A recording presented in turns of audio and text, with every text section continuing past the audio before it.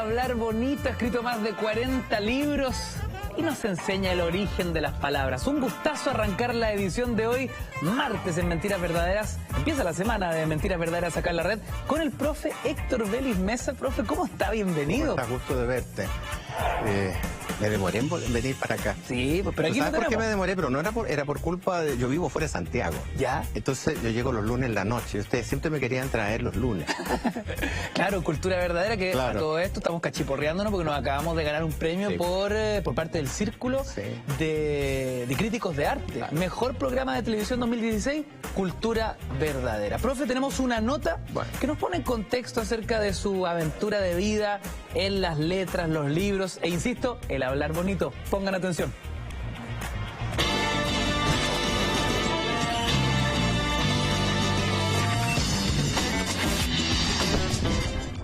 Sus dos grandes pasiones son los libros y la lengua castellana, gustos que heredó de su madre y de su abuelo. Héctor Vélez Mesa ha convertido el análisis y el estudio del lenguaje y de sus orígenes en algo entretenido. Vélez Mesa no solo se ha desempeñado como periodista, a sus 67 años el trabajo no le falta, más bien le sobra. Sí, porque también es académico universitario, editor, asesor de la Feria Chilena del Libro y responsable del bestseller Palabras con Historia, publicación que también lo ha llevado a ganarse por 22 años un espacio dentro de Radio Cooperativa y de canales como TVN, Canal 13 y Canal 13 Cable. Su pasión por las letras y el idioma lo han posicionado como toda una autoridad en el correcto uso del lenguaje, siendo el hombre que maneja a cabalidad el significado y origen de los chilenismos. Como esta noche queremos aprender con él, salimos a la calle, al kilómetro cero, para preguntarles a unos cuantos chilenos y extranjeros si conocen las siguientes expresiones criollas.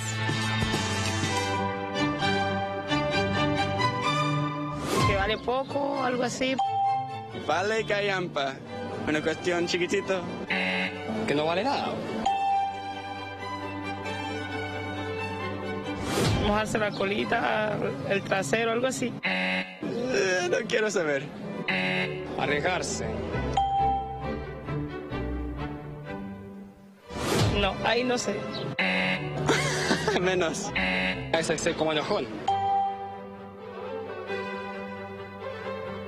O sea, como apretar el poto o algo así. Apretar el cachete. No tengo ni idea. Correr ante una situación de emergencia. Y aunque algunos poco y nada saben de estas frases, será el propio periodista quien nos explique de dónde surgieron, qué significan y en qué contexto podemos utilizarlas. Porque esta noche, en Mentiras Verdaderas, recibimos a Héctor Vélez Mesa, quien nos dará una cátedra sobre nuestro lenguaje.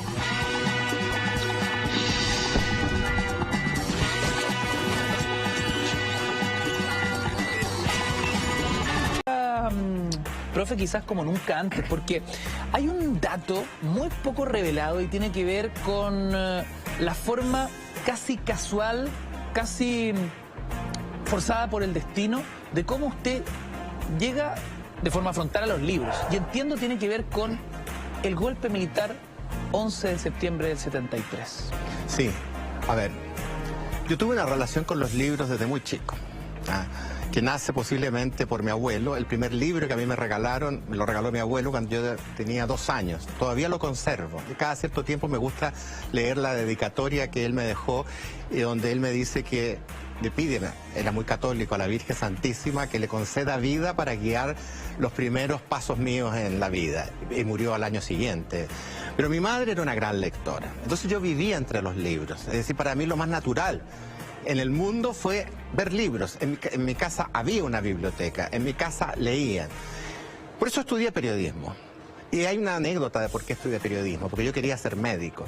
Pero un día me encontré con un ex compañero de curso del Instituto Nacional, que no entré inmediatamente a la universidad, y él estaba estudiando periodismo. Y yo le pregunté, Pero dime una cosa, yo soy muy tímido, entonces le tenía miedo a ir a la escuela de periodismo. ¿Pero qué se hace qué te enseñan? Mira, te hacen leer, me dijo, mucho, te hacen ir al cine, mucho. Entonces yo empiezo a escuchar eso y digo, pero me están diciendo Es un hobby. que voy a un lugar donde yo voy a hacer aquello que a mí me gusta. Claro. Y finalmente a la escuela de periodismo le llaman las termas de Macul, lo que era verdad. ¿Ah? Entonces yo llegué a la escuela de periodismo. Las termas de Macul. Con el nivel de relajo que se respiraba. Lo que pasa es que es algo que hoy día no lo puedo entender, pero yo estudié periodismo y para mí fue un paseo estudiar periodismo, porque te volvían a enseñar lo que tú ya sabías. Yo me acuerdo que mi profesor de periodismo informativo, que era Camilo Taufik, un gran periodista, él le bastó una sola clase para que nosotros entendiéramos lo que era el periodismo informativo y desde ahí a trabajar. Hoy día son 2 años para que un estudiante pueda entender lo que es el periodismo informativo. Bueno, entonces yo ya tenía una excusa en mi casa para si me pillaban leyendo, decir, es que estoy leyendo para la universidad. Ahora voy al cine, pero ¿cómo al cine? Es que tengo que ver esta película para la universidad. Era la excusa perfecta. Pero vino el golpe de Estado, indudablemente. Yo entré a estudiar periodismo en el gobierno de Eduardo Frei, tuve todo el gobierno de Salvador Allende y salí apenas con Pinochet. Es decir, casi todo mi curso pasamos por la fiscalía. Yo fui uno de los que me salvé. En ese minuto, después tuve problemas, pero en ese momento tuve la posibilidad de egresar. Por supuesto nadie me dio trabajo porque donde yo llegaba, en algún minuto se topaba, yo me ganaba los concursos, pero en algún minuto aparecía el dato, ficha misteriosa y más de alguien me lo dijo, mire, no lo podemos contratar. ¿Por el solo hecho de haber estudiado en la Chile? Es que yo nunca vi esa ficha. Nunca. Es decir, yo espero como en una película alemana fantástica que se hizo, donde hay un tipo que quiere conocer por qué lo buscaban, por qué lo investigaban. A mí me encantaría saber por qué a mí me investigaron. Pero como en ese momento no tenía ninguna posibilidad. Pero ¿qué especula, profe? No, yo era simpatizante de Allende. Yo fui simpatizante de... Pero no militante. No fui nunca militante. Pero sí fui simpatizante, eso nunca lo he negado. Ya. Pero ¿qué es lo que ocurre? Y aquí contesto tu pregunta. Que en algún momento que ya no encontraba trabajo, de pronto mi ex jefe del Mercurio, yo hice mi práctica en el Mercurio, no me dejaron por razones obvias, pero él me tenía afecto. Y me llama y me dice, mira, en la Feria Chilena del Libro necesitan un periodista. Y partí para allá sin ninguna esperanza. Y curiosamente no me preguntaron nada, simplemente valorizaron lo que yo podía hacer. Y ahí me quedé, y un día descubro que yo salgo de una biblioteca familiar y caigo en la librería más grande de Chile. En ese minuto estaba en Huérfanos con Bandera y tenía a mi disposición todos los libros que yo quería. Gratis. Entonces, por eso que yo siempre digo, la Universidad de Chile a mí me dio la profesión. ¿Y qué es lo que te da la universidad? Además de la profesión, a ti te enseña a pensar y organizarte, te da la disciplina del trabajo. Y eso es lo que definitivamente, ahí donde tú aplicas tus conocimientos con toda esta otra formación que también viene de mi colegio, el Instituto Nacional. Y de pronto caigo en manos de un señor que se llama Juan Aldea Vallejos, que me enseña a hacer libros. Él me enseña. Entonces un día me dice, ¿por qué no me ayuda a hacer estos libros? Y estaba haciendo 30 libros este señor. Y yo le empecé a ayudar. Entonces terminé en los talleres.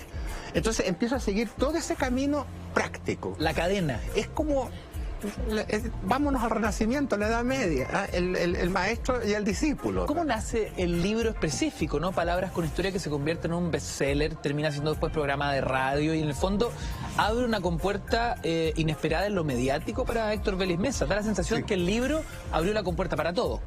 A ver, mucha gente debe pensar que después de ese libro tiene 22 años, yo debo haber ganado mucho dinero porque no solamente se enteran que he vendido más de 70.000 ejemplares. ¿70.000? De ese libro. Wow. Yo he escrito 45. Ya. Pero en Chile no se puede vivir de los libros. Y me acuerdo que don Juan me lo dijo un día. Mire, Héctor, usted con un solo libro no va a ganar dinero. Va a tener que siempre hacer otras cosas. Y tenía toda la razón del mundo él cuando me dijo eso. ¿Cómo llego a ese libro yo? Tengo que volver al pasado de nuevo. Yo era un lector de un libro diario en las vacaciones. Entonces me empezó a fascinar que yo veía que mi madre siempre leía con un diccionario al lado. Entonces yo empecé a fijarme que de repente en algunos libros te contaba la historia de una palabra. Y puedo contar la que yo creo que desencadena en mí algo. La palabra gatillante. Que fue la palabra testigo. ¿Te cuánto? Testigo. Testigo. Testigo. Que yo muchas veces le pregunto a los alumnos. No, pero es que para allá yo creo que vamos. Es que siempre le pregunto a mis alumnos y les digo, mira, cuando uno tiene una buena educación, que te la han dado en la casa, que te la ha dado tu colegio, que te la ha dado la universidad, que te la han dado tus vecinos, tus hermanos, tus amigos, porque eso es la verdadera educación, es una responsabilidad compartida por toda la sociedad, tú puedes contestar muchas preguntas que tú crees que no sabes, pero normalmente la gente sabe mucho más de lo que cree. Entonces yo hago una pregunta, ¿de dónde viene la palabra testigo? Entonces empiezan a pensar, vamos al latín, digo yo, busquen la raíz de la palabra. Entonces siempre hay un chistoso en la sala. Y ese chistoso por allá atrás dice testículo, así para callado. Entonces, no, petardo. Entonces, es claro. Entonces yo, ¿qué es lo que dijeron? No, nada, profesor. Por favor, ¿qué es lo que dijeron? Nada, profesor. Que venga la persona que dijo eso. Franzani al pizarrón. Franzani, venga para acá. ¿Qué es lo que dijiste? No, profesor, disculpe, se empieza a hacer. ¿Qué es lo que dijiste? Testículo, profesor, perdón. Esa es la respuesta correcta, digo yo. ¿Cómo? El tipo queda de una pieza. ¿Cómo me dijo? Yo pregunté de dónde venía la palabra testigo y tú me dices testículo y esa es la respuesta. ¿En serio, profe? Pero explíqueme esto, Entonces, que me coloco. Claro, entonces los alumnos dicen, ¿y qué tienen que ver los testículos con el testigo? Mira, los romanos cuando juraban, levantaban la mano derecha. Juro que digo la verdad, pero para que no fueran castigados si mentían, se agarraban los testículos con la izquierda. Su Michael Jackson. En el fondo se ponían de testigos sus testículos. Que no vaya a ser yo castigado por esta parte si yo juro en vano. No puede Y yo encontré que era una historia muy entretenida esa. Entonces dije yo, no existe un libro como este. Y empecé a escribirlo. Pero como yo era el editor de la Feria Chilena del Libro y de Renacimiento, me dio vergüenza decirle al dueño de la empresa después que me había acogido, que no me había preguntado por mí. Yo llevo 42 años a su lado. Entonces me dio vergüenza. Edíteme más encima. Y lo edité yo. Tenía poca plata, pero la poca plata que tenía la invertí en ese libro. Y ese libro cayó en manos de la Radio Cooperativa, de Marcelo Zúñiga, que después se convierte en un hombre muy importante en la radio Iberoamérica, el hombre que dirigió todo esto. Pero ese tiempo era el director de la radio, que yo había trabajado con él joven, los dos, habíamos trabajado juntos. Y me pide que vaya donde Cecilia Rovaretti a mañana. A comentar el libro. Comentar el libro. Y yo le empecé a contar todas estas historias que estamos hablando ahora. Entonces me voy y días después me llama Marcelo y me dice, ¿a ti nunca se te ha ocurrido que eso es más que un libro, es un programa de radio? Me dijo. No se me había ocurrido, le dije. Y me contrató. Y ahí nace... Por 3 meses y llevo 22 años. No, palabras haciendo con historia. Las palabras con historia. Y todos me dicen en broma, mira, el diccionario tiene más de 90.000 palabras. Yo creo que todavía te queda todavía unos años para que... Por eso no te han despedido. Mientras la RAE sigue incorporando, tú vas a tener trabajo. Hay más capítulos. Bueno, reales. Entonces...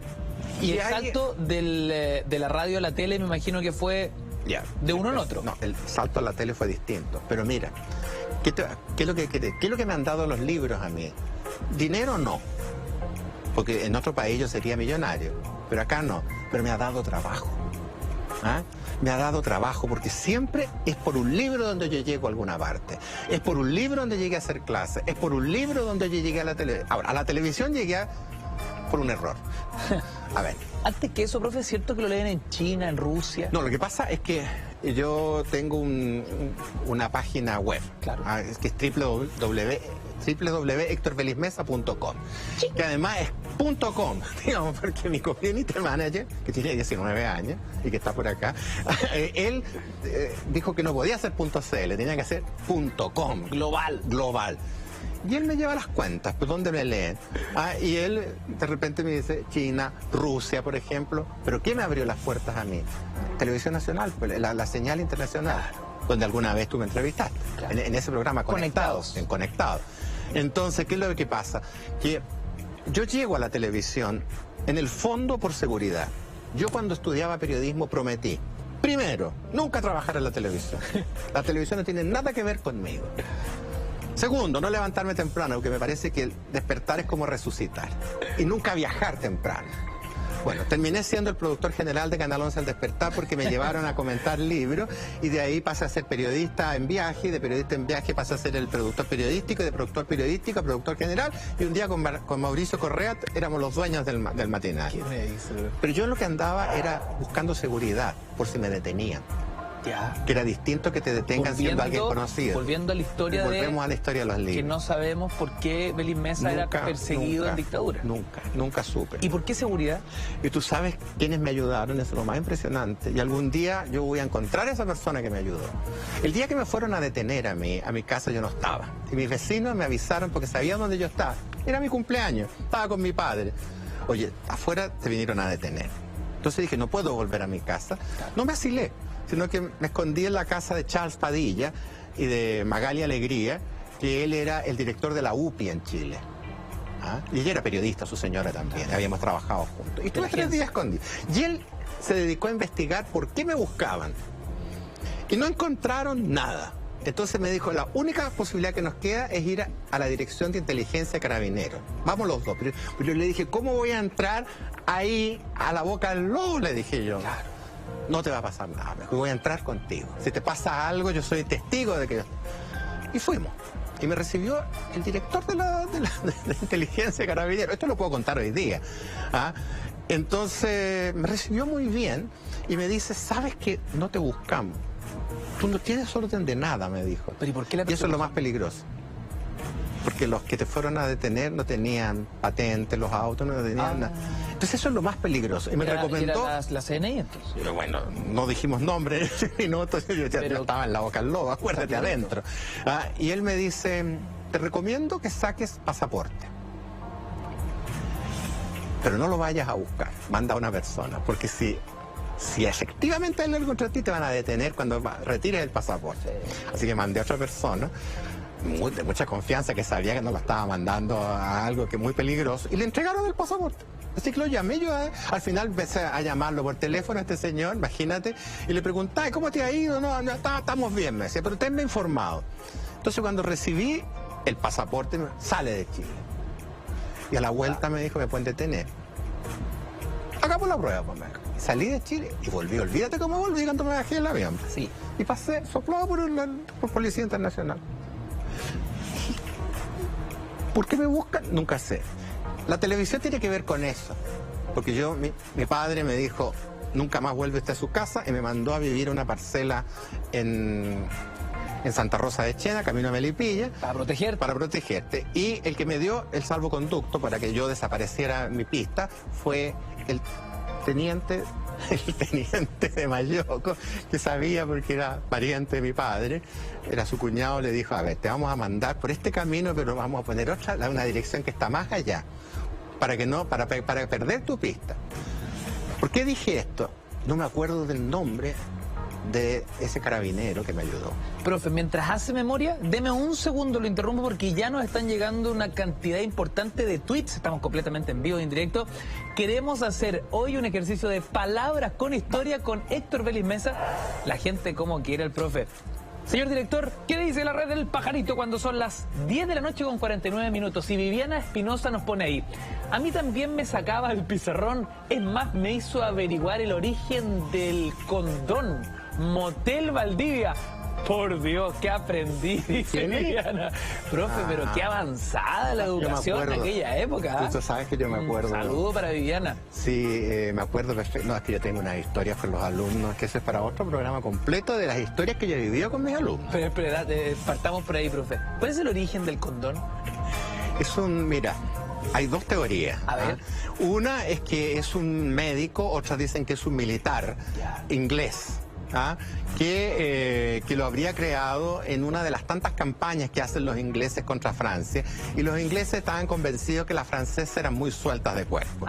Entonces les habrían inventado este dispositivo para que no se enfermaran.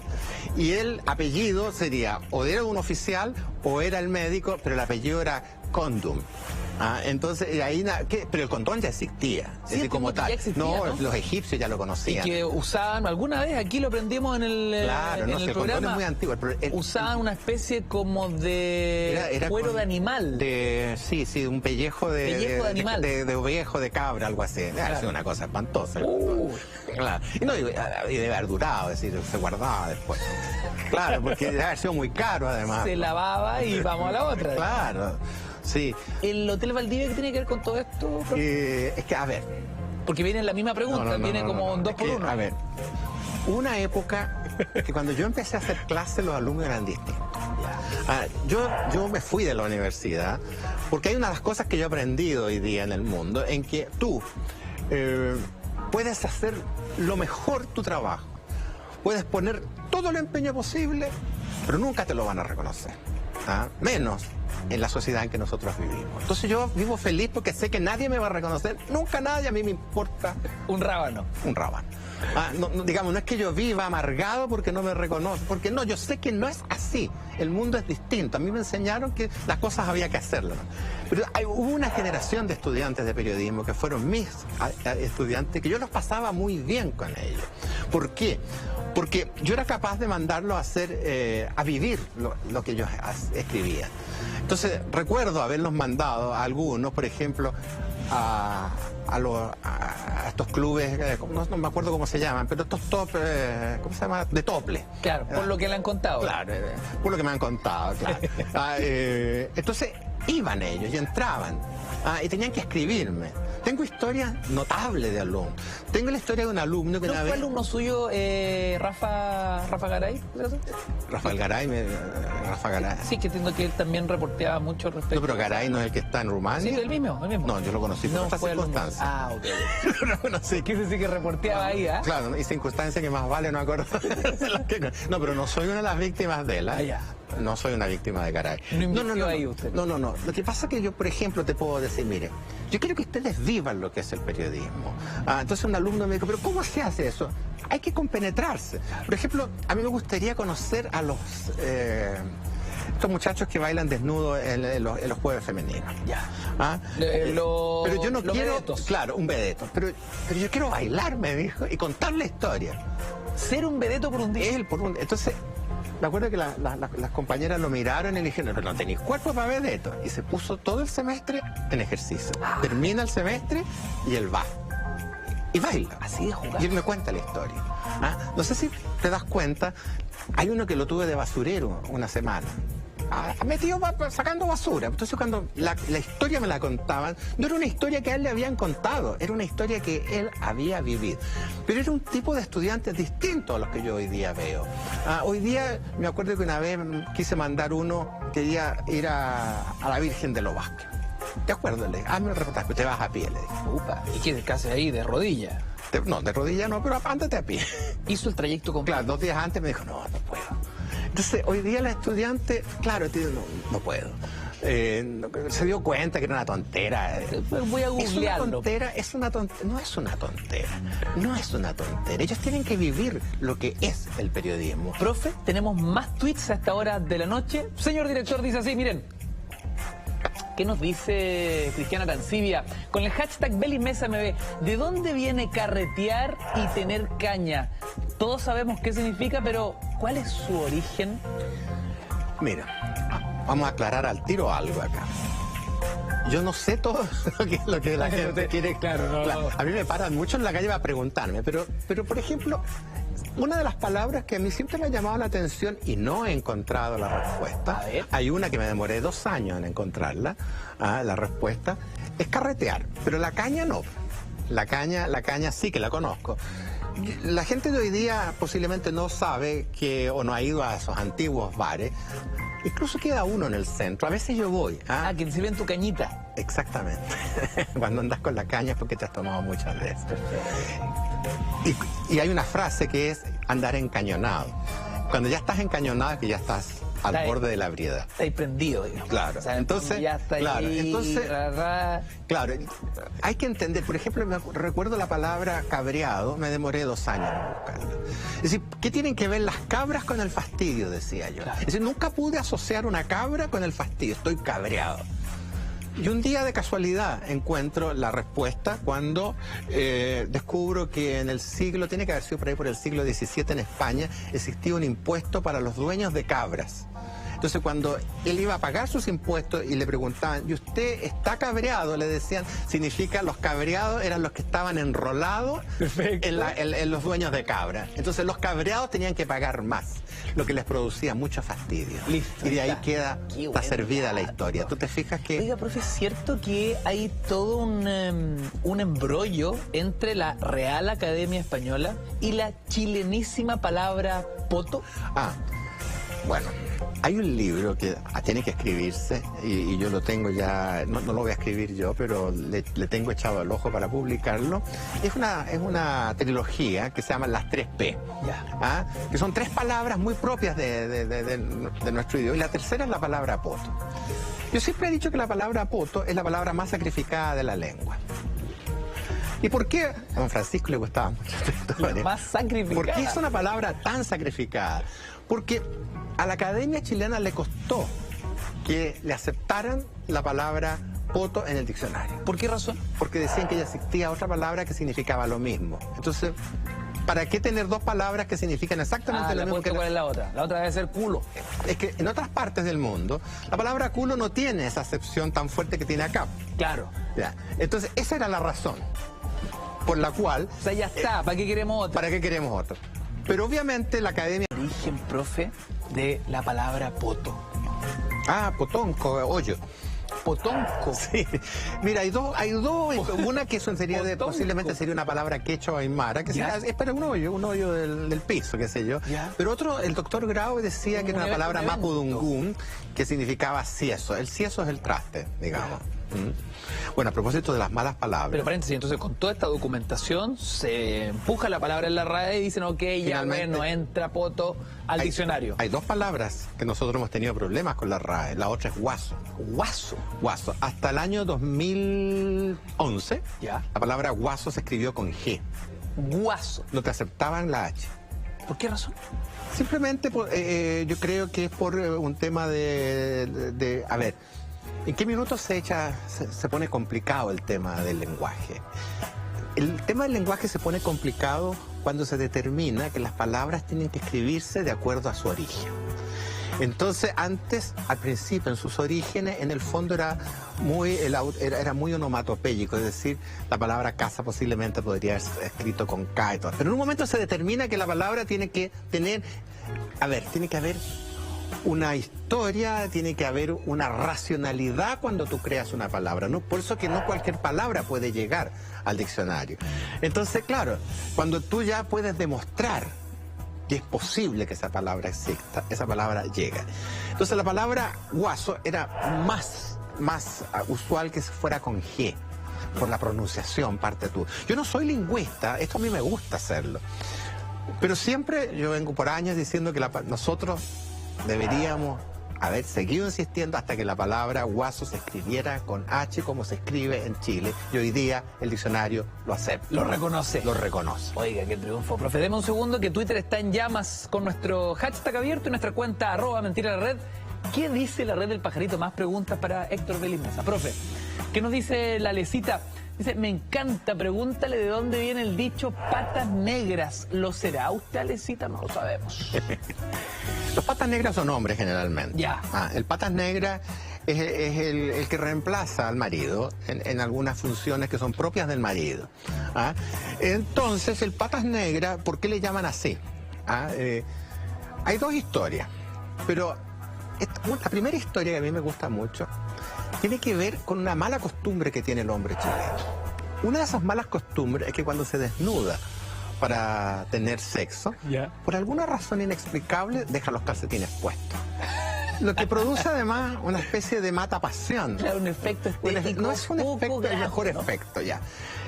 Yo no sé por qué lo hace, posiblemente a lo mejor debe ser algo ancestral que tiene que ver con la seguridad. Porque cuando es más calentita, más confortable. Claro, pero cuando es sorprendido por el marido, que por ejemplo el marido dijo que iba a llegar tarde, llegó más temprano, el marido dijo que no iba a ir y fue, algo pasó y encuentra al Patas Negras, más bien dicho, al amante de su mujer en la casa. Él tiene que arrancar y no se alcanza a poner la ropa. Entonces a lo lejos se ve una figura que arranca y lo único que se distingue es que tiene las patas negras, porque lleva los calcetines puestos. De ahí viene. Esa es una teoría, hasta que un señor un día me paró en la calle y me dijo que él tenía otra versión. La refutó. No me la refutó, me simplemente dijo, y lo que yo estoy convencido que él tiene razón, de que nunca hay que quedarse con una sola versión. No, pero la versión del calcetín es buenísima. Pero la otra también era buena. Por eso, si no es vero es bien trovato, es decir, si no es verdad está bien contado. ¿Qué es lo que me decía él? Que esto habría ocurrido en la zona del carbón. Entonces había un minero del carbón que trabajaba en el turno de noche y a pie pelado. Entonces cuando salía de la mina, venía con los pies negros. Entonces a esa misma hora entraba el jefe del otro turno, entonces él se iba a la casa de la señora del jefe a reemplazarlo en la función matutina. Perfecto. Claro, entonces lo veían llegar y los vecinos dicen, viene el Patas Negras. Entonces todos en el barrio sabían. Por eso que te digo que en algún minuto... Esa es muy específica. Claro, en algún minuto las historias, digamos, se juntan. ¿Ah? Y ambas son racionales. Pero ¿cómo vas a determinar tú exactamente cuál es verdad y cuál no? Si esto es propio de una tradición oral.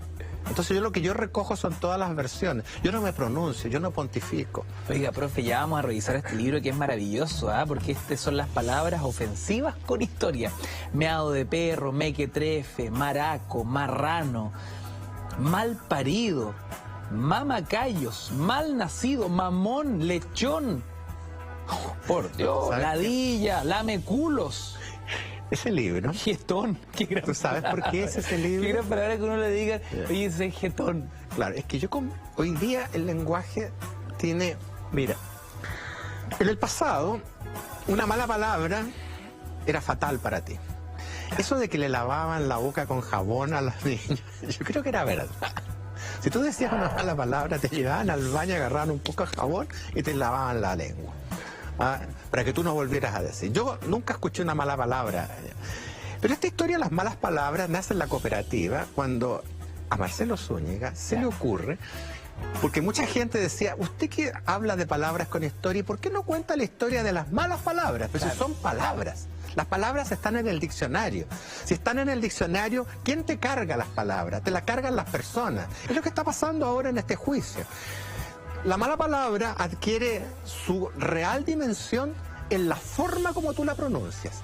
Entonces, ¿qué es lo que pasó? Que me autorizaron a contar la historia de las malas palabras. Entonces, suponte tú que me preguntabas, Cecilia Robaretti y Rodolfo Valle... Con mucho protocolo. Esto tenía que ser muy serio. Aquí no había ni una risa de por medio. No podía. Héctor, por favor, cuéntanos el origen de la palabra poto. Y nadie se podía reír. Y olvídate, las que vinieron después. Ya, entonces yo tenía... Lameculos. Ya, pero como un spin-off de dicha risa. Les daba tanta risa que tenían que abandonar el estudio. Y me dejaban solo. Y yo tenía que solo, con la mayor seriedad del mundo, explicar qué significaba, de dónde venía la palabra poto. La palabra coyoma, por ejemplo... Esa profe, no se puede volar ahí. No, es que yo salí en los ¿cómo en los top estos de... ¿Los top 5? Los top 5 salí con la palabra bueno, más rato tenemos a Bianchi, un ex -Fusero. Bueno, yo salí en eso porque bueno, pero ahí yo no debería haber salido, dije, pero olvídate ese día lunes cuando entro a la universidad, yo no había visto el programa. Profe, usted estuvo en los top 5, vaya. ¿Y por qué? Por la palabra coyoma. ¿Cómo usted no sabe qué significa la palabra coyoma? Pero es que tiene una historia. Fue un niñito que llamó llorando a la que quería saber qué significaba la palabra coyoma. Entonces la mamá me viene y llama a la radio, dígale al profesor Vélez Mesa que cuente qué significa la palabra coyoma. Llorando. Entonces me avisan y yo no sabía lo que significaba. Tenía una vaga idea y eso es verdad. Y eso es lo que no me creen los de Secusera. Secusé, claro. Claro, eso es lo que no me creyeron ellos. Es que dije, la próximo programa yo le contesto al niño. Entonces el niño se preparó al día siguiente para escuchar el origen de la palabra coyoma, y mientras tanto yo averigüé lo que significaba la palabra coyoma y dije, no puedo contar la historia. No. Entonces al día siguiente... Se autocensuró. Me autorregulé, se dice. No censura. Y al día siguiente, ¿qué es lo que ocurre? Que yo me salto la palabra no la digo nomás. Entonces termina el programa y me dicen que ahí está el niño llorando al teléfono. Se me paro, pásenme el teléfono. Aló, le dije, hola.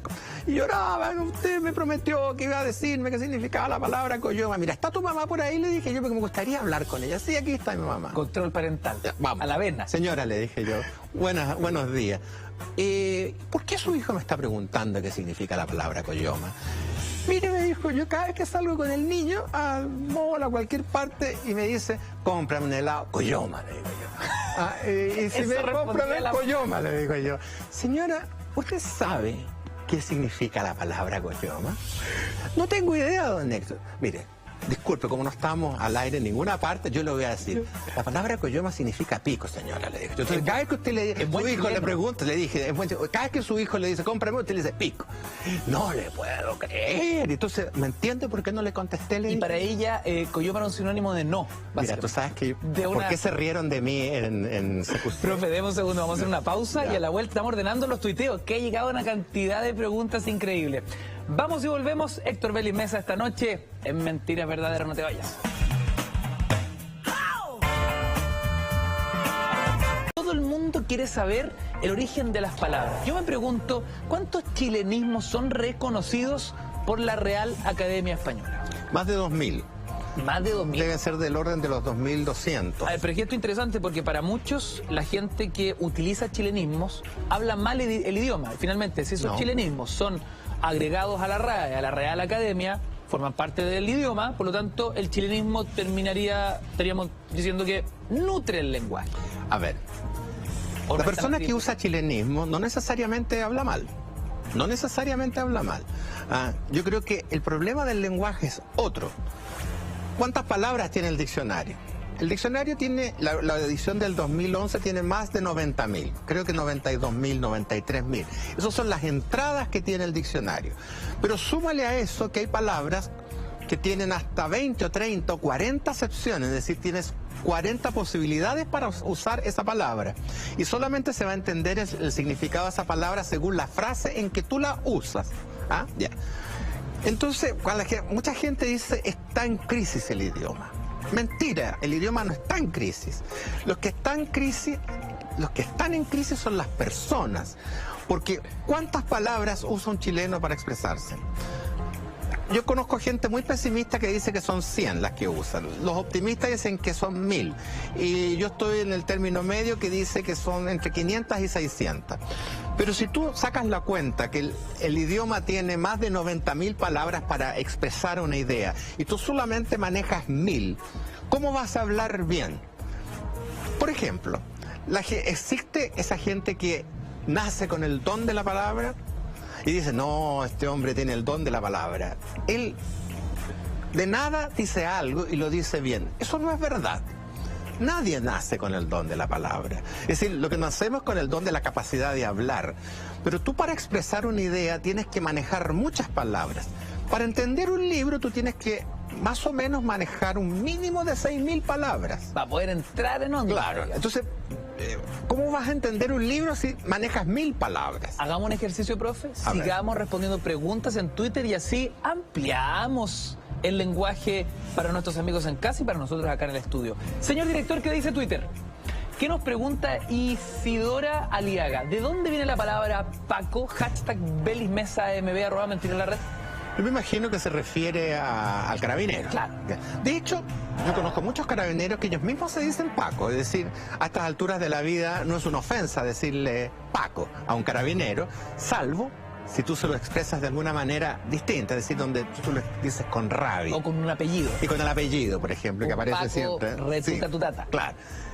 Pero es muy probable que tenga que ver con una historia que yo vi en un libro sobre los carabineros, que hablan sobre una especie de manta que usaban que era del color Paco.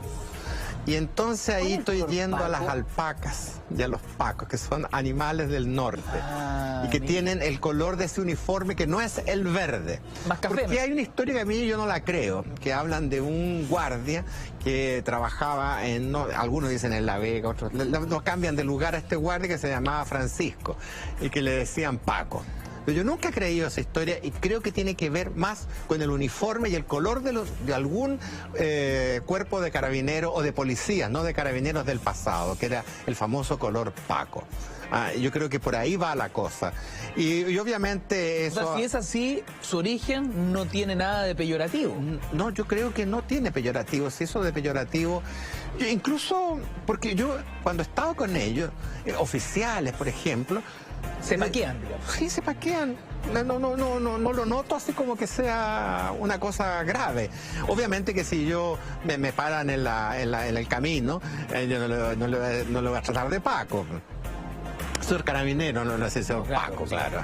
Y uno trata de ser lo más amable posible porque nunca sabe por qué lo están deteniendo. Profe, ¿qué palabra tiene seleccionada ahí?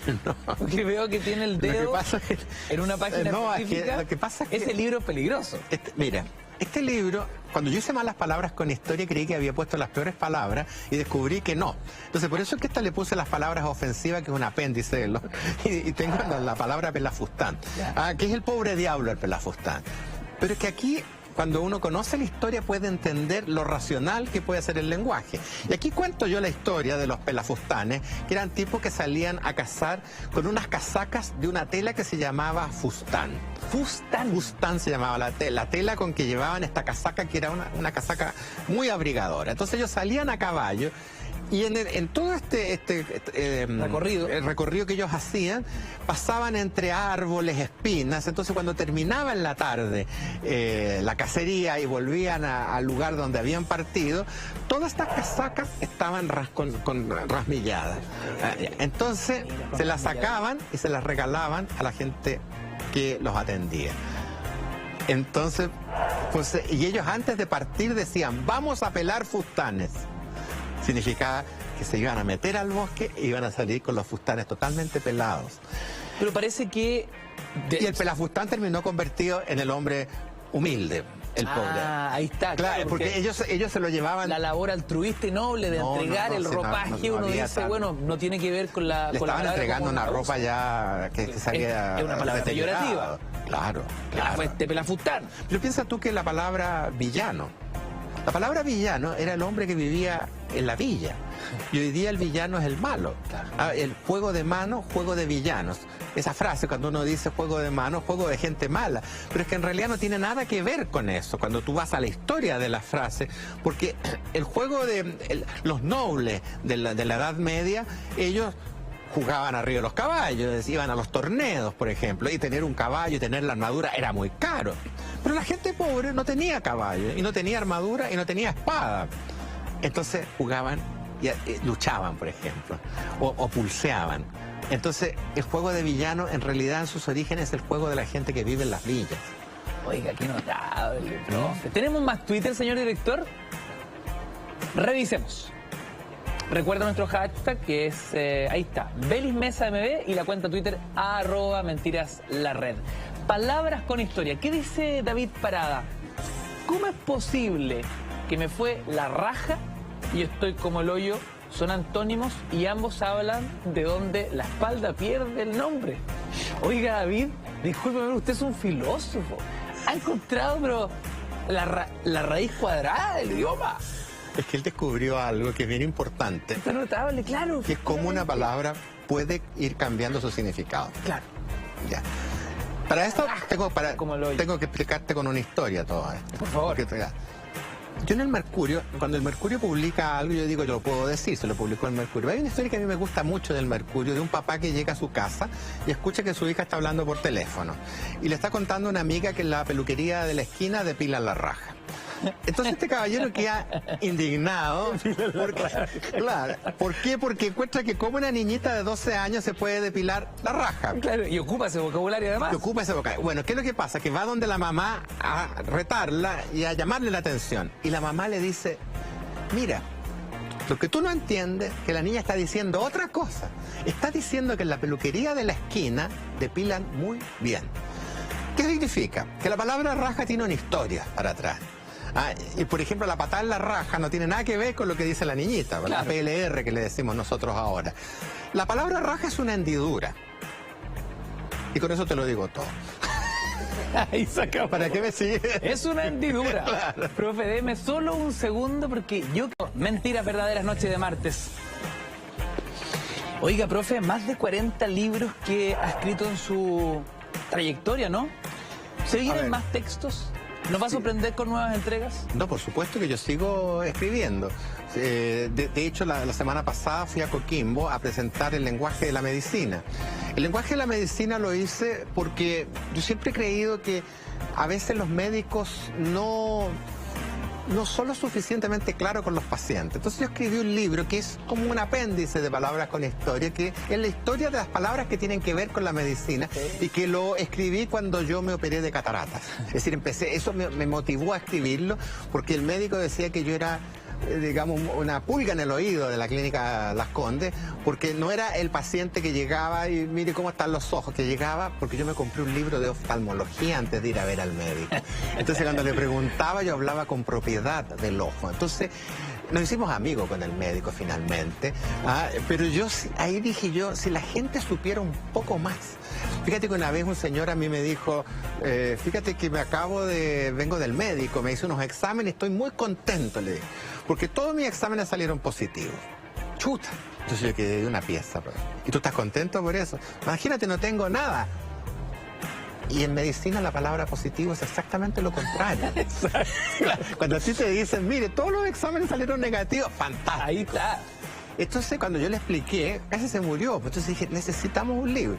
Entonces siempre yo estoy pensando que bien, hay que escribir un libro nuevo que aparece de pronto, porque fíjate que hay un libro que yo escribí para los niños, sobre palabras para niños, y me acuerdo que fue porque en una feria fueron muchos niños a verme para que les firmara libros míos que son para adultos. Entonces en la noche, con mi hermana y otra persona, un amigo, yo dije, habría que escribir un libro para los niños. Bueno, una semana después ya lo estaba escribiendo, y 6 meses después el libro ya estaba en venta. Entonces yo cuando se me ocurre hacer algo, lo hago. Pero hoy día mi aventura es un libro sobre Shakespeare. Porque yo creo que no hay nada más fascinante que las historias de Shakespeare, y descubrí que por qué la gente que sabe, fíjate que cita mucho a Shakespeare sin conocerlo, es porque está escrito en teatro. Y este libro fue escrito en 1912 y son las grandes obras de Shakespeare, pero en prosa. Oiga, profe, yo lo puedo comprometer aquí en vivo, al aire, a que nos venga a visitar lo más pronto posible. Es que se nos hizo corto el tiempo y nos encantaría tener más espacio. Pues ya llevamos 1 hora conversando de palabras con historia. El profesor Héctor Belis Mesa, hoy en Mentiras Verdaderas. Profe, ¿comprometido? Comprometido. ¿En serio? En serio. ¿Lo queremos de vuelta? Sí. Qué bonito sería, pero ¿cómo estaríamos 2017? Me tiro, ¿no? Como cuando don Francisco regalaba autos sin preguntarle al auspiciador. ¿Cómo estaría un Héctor Belis Mesa de panelista de este programa? Palabras con historia, profe. La rompemos. Pero sí, mira, acuérdate que sí. Depende de ustedes en Twitter, ¿ah? Yo hice 10 años, palabras con historia en Conectados. Ahora, lo que quería decir... Sí, pues que vuelva, ya que ya si alguien quiere saber de mis libros, yo tengo una fanpage que me gustaría decir para que la visiten, porque ahí está, mire, profe, en el que sé, 321, corre el fanpage de Héctor Belis Mesa, Ediciones Cerro Huelen. Claro, eso, ahí van a encontrar mis libros, y por supuesto el Facebook es el mío. Oiga, profe, ¿se acuerda cuando me hablaba de que fue top 5 en CQC? Bueno, un ex CQC viene a continuación. Pero además una tremenda historia en el periodismo deportivo, en el periodismo escrito, en la conducción de programas. Profe, infinitas gracias por habernos visitado. Pero este libro era para ti. Ah, aquí está, este es el que yo quería. Palabras ofensivas con historia. Que este te va a servir. ¿Cómo hablar y escribir bien en el castellano de Chile? Excelente. Sí, estamos regalando libros del profe Héctor Belis Mesa a través de nuestra cuenta Twitter, así que estén atentos. Ya lo dije.